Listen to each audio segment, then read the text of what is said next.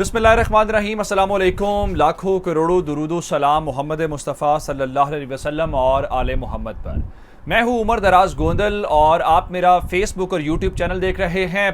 पेशावर जो कप्तान की सियासी और हर लिहाज से ताकत का मरकज़ है, उसके ऊपर रेड किया गया है। और इस रेड का, इस टारगेट का मतलब बड़ा सीधा साधा है कि जो आखिरी ठिकाना है, जो आखिरी बुनियाद है, उसको ख़त्म किया जाए। क्या पाकिस्तान तहरीक इंसाफ की खैबर पख्तूनख्वा हुकूमत ख़त्म की जा रही है? क्या इमरान खान को अब यहाँ से भी नुकसान पहुँचाने की कोशिश की जा रही है? ये मेरे पास पहली बड़ी खबर है जो आपके सामने रखूँगा। दूसरे नंबर के ऊपर कौमी असम्बली के अंदर अब चूंकि इमरान खान के खिलाफ एक नॉकआउट मरहला, जिसको कहते हैं ना फाइनल मरहला, वो शुरू हो गया है। इमरान खान काबू तो आ नहीं रहा, वो बार बार बाहर निकल रहा है। आपने देखा 4 सदा के अंदर वर्कर्स कन्वेंशन कितना बड़ा था, फिर वकला के हवाले से उन्होंने आज इतना बड़ा किया। तो इस सारी सूरत हाल को देखते हुए अब कौमी असम्बली के अंदर भी एक मैच पड़ गया है। पहले खबर ये ब्रेक कराई गई, कौमी असम्बली में तहरीक इंसाफ वापस आ रही है। अब वो बात जब उन्होंने उससे कहा ये नहीं हो सकता, तो फिर दूसरे तरीके से आके, जिसको कहते हैं ना कौमी असम्बली का दरवाजा बंद कर देना तहरीक इंसाफ के लिए, वो किया जा रहा है। ये क्या मामला है आपके सामने ये भी रखूंगा। और पंजाब के अंदर जो है वो सूरत हाल यकसर तब्दील हो गई है। अचानक से एक बिल्कुल अलग कैफियत है। मैं काबीना के हवाले से आपको बताऊंगा। पीपल्स पार्टी ने वहां पे एक अलग से रोना धोना शुरू किया, वो भी आपके सामने रखूंगा। और फिर एक और बात जो है, चूंकि इन्होंने कुछ समरियां, कुछ अपॉइंटमेंट्स बड़ी जल्दी करनी है, उसकी वजह यह है कि मामलात फिर इलेक्शन की तरफ जाने हैं। तो आज 2 तयनातियां बड़ी इंपॉर्टेंट हुई हैं। वो दोनों तयनातियों के ऊपर इमरान खान ने कमेंट कर दिया है, जिसका मतलब ये है कि इनकी जो कोशिश है कि हम खामोशी सारा कुछ कर लेंगे, वैसा होता हुआ नजर नहीं आ रहा। ये तमाम तफसीलात आपके सामने रखूंगा। लेकिन अगर आपने अभी तक चैनल सब्सक्राइब नहीं किया और आप चाहते हैं कि आपको मुस्तनद और बरवक्त खबरें मिलती रहें, तो हमारा चैनल सब्सक्राइब कर लीजिए, बेल आइकन के ऊपर क्लिक कर लीजिए, ताकि हमारी आइंदा आने वाली वीडियोस बर वक्त आप तक पहुंच रहे। अब हुआ ये कि पंजाब के अंदर तहरीक इंसाफ की हुकूमत खत्म हो गई, वफाक के अंदर तहरीक इंसाफ की हुकूमत खत्म हो गई, और इन्होंने जब लॉन्ग मार्च हुआ तो पंजाब को मुकम्मल तौर पे बंद कर दिया। यानी पहले हर ज़िले को बंद किया, फिर जीटी रोड को बंद किया, मोटरवे को बंद किया, बड़े शहरों के हवाले से लाहौर का था। आपने ये सूरत हाल देखी, जिसके बाद कप्तान वापस हो चला गया। अब कप्तान ने कहा सुप्रीम कोर्ट हमें बता दे कि हम एहतजाज कर सकते हैं कि नहीं कर सकते। इन्हें लगा वहां पर सूरत हाल गड़बड़ हो जाएगी। फिर आज वज़ीर आला खैबर पख्तूनख्वा जो है महमूद खान, उन्होंने, जो मैंने आपको बताया था कि संगीन सूरत हाल, उनका जी हम फोर्स का इस्तेमाल करेंगे। यानी अगर आप अपने हुकूमती और रियासती वसाइल हमारे खिलाफ इस्तेमाल कर सकते हैं तो ठीक है, फिर इस लड़ाई में हम भी आपके खिलाफ ये काम करेंगे। अब ये वो सूरत हाल है जहां पे नून लीग ने नहीं सोचा था कि ये मामला गड़बड़ हो जाएगा। अब ये अगर मामला गड़बड़ होता है, फिर कप्तान जैसे पेशावर के अंदर बैठे हुए हैं, इनका ख्याल ये था कि हम इमरान खान को गिरफ्तार कर लेंगे। इमरान खान हाथ नहीं आ रहा। वजह क्या है? खैबर पख्तूनख्वा में उनकी हुकूमत है, वहां पे उनकी पुलिस है, सीएम हाउस के अंदर आप उनको निकाल नहीं सकते।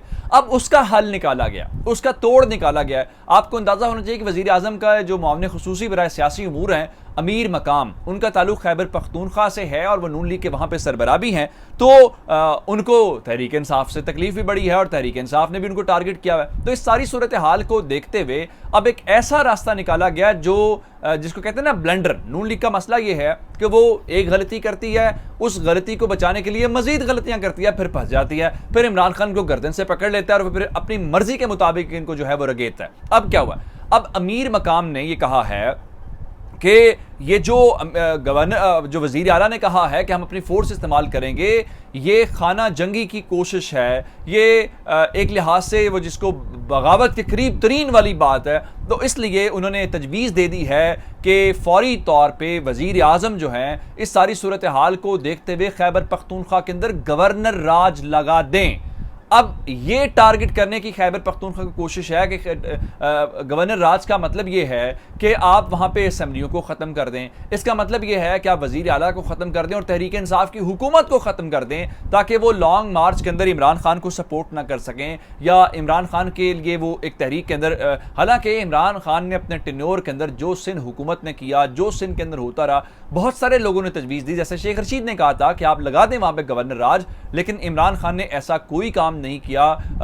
वो जिसको आप कोई गैर आईनी, गैर जमहूरी या गैर कानूनी कहते हैं। और इस चीज़ को फिर अब से थोड़ी देर पहले इमरान खान ने एक इंटरव्यू दिया और उसमें उन्होंने माना जी उनके लोगों के पास असलियत। अब मुझे ये बताएं, अगर वज़रा जो हैं वो काफिले का हिस्सा होंगे तो उनके पास गार्ड्स नहीं होते? उनके पास पुलिस नहीं होती, जो आम पॉलिटिशियन होता है क्या उसके पास गार्ड्स नहीं होते पाकिस्तान के अंदर? तो इसमें क्या बात है? इमरान खान की क्या बात गलत है? क्या उनके पास सिक्योरिटी के लोग नहीं होते? कोई तहरीक इंसाफ वालों ने वो उठाया हुआ था, जाहिर बात है उनके पास लोग तो सिक्योरिटी वाले होते हैं। उस चीज को लेकर कह रहे हैं देखिए इमरान खान ने मान लिया वो मुसल्ला थे, वो ये हो सकता था इसलिए हुकूमत ने रोके। कोई अच्छा बहाना ढूंढने, ये आपसे बात नहीं बनेगी। अब मैं जरा कौमी असम्बली वाली बात, आज हुआ क्या? आज इन्होंने जनाब खबर ब्रेक करवाई कि जो उनकी कोर कमेटी का हुआ है वहां पे बुनियादी तौर पे इमरान खान से इख्तलाफात हैं।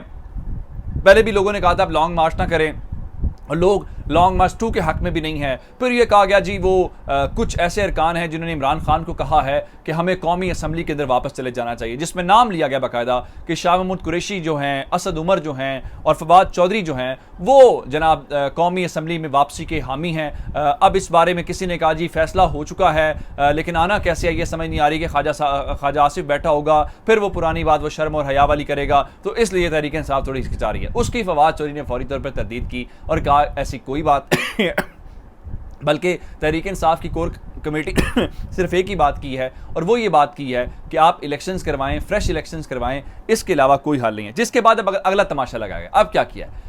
अब असेंबली सेक्रेटरीट ने एक मरासला तहरीक इंसाफ के जो लोग हैं उनको जारी किया है कि आप आएँ अपने इस्तीफ़ों की जो है वो तस्दीक कराएं। बताया गया जी 10 जून तक ये तस्दीक का अमल जो है अगले 10 दिन जारी रहेगा और हर रुकन के लिए 5 मिनट मुख्तस किए गए हैं। अब तहरीक इंसाफ वाले ये कह रहे हैं कि भाई देखें हमने इस्तीफे इज्तिमाई तौर पे आपके पास जमा करवा दिए और हम कह रहे हैं कि हमने इस्तीफे दे दिए, तो आपको तस्दीक की कोई ज़रूरत नहीं है इनफरादी तौर पे, आप फौरी तौर पे हमारे इस्तीफे कबूल करें, हमें घर जाने दें, हमें कोई शौक नहीं है असेंबली के अंदर बैठने का। लेकिन अब वो करना क्या चाहते हैं?